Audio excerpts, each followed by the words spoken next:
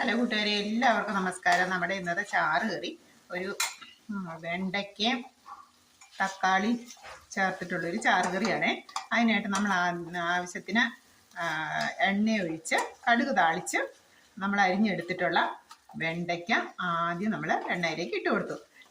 വെണ്ടയ്ക്ക നന്നായിട്ട് വഴന്നു വന്നപ്പോഴത്തേക്കും നമ്മളതിന് എരിവിന് പാകത്തിന് നമ്മൾ ഒരു എടുത്തിട്ടുള്ള അരിഞ്ഞു വെച്ചിട്ടുള്ള തക്കാളിയും സവോളയും വെണ്ടയ്ക്ക് എത്രയാണോ അതിന് ചേരാൻ പാകത്തിൽ നമ്മൾ മുളക് പൊടി ഇട്ടു. ഞാനിവിടെ 1.5 സ്പൂൺ മുളക് പൊടിയാണേ. 1.5 സ്പൂൺ മുളക് പൊടി എടുത്ത് വെണ്ടയ്ക്കയിലേക്ക് ഇട്ട് നന്നായിട്ട് വഴറ്റിയെടുത്തു. അതിൻ്റെ പച്ചവെള്ളം മാറുന്നതിനൊപ്പം ഒപ്പം തന്നെ ഒരു 1/2 സ്പൂൺ മല്ലിപ്പൊടിയും കൂടെ ചേർത്തു.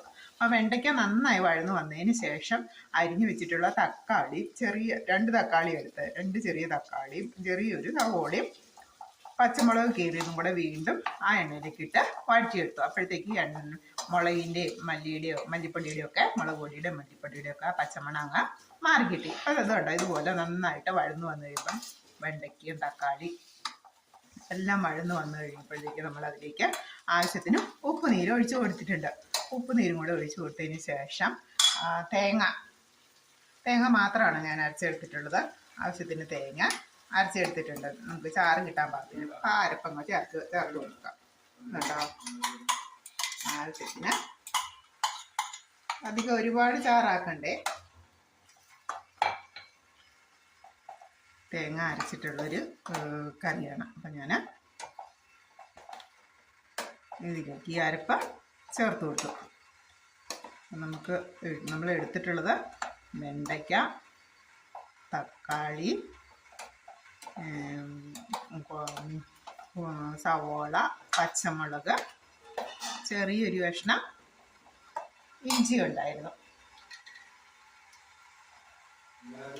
അത്രയും നമ്മൾ ചേർത്ത് വഴറ്റിയെടുത്തു. അതിനനുപാതികമായിട്ട് നമ്മൾ തേങ്ങ എടുത്തു. ഇച്ചിരി കട്ടി കൂടുതൽ വേണമെങ്കിൽ നമുക്ക് ഇച്ചിരി തേങ്ങ അധികം ചേർക്കണം. അപ്പോൾ നമുക്കിനി ആവശ്യത്തിനുള്ള വെള്ളം കൂടി ചേർത്ത് കൊടുക്കണം.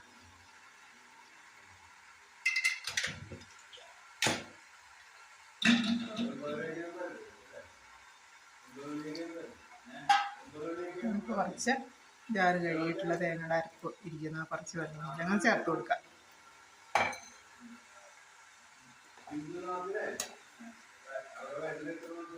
ഉണ്ടോ?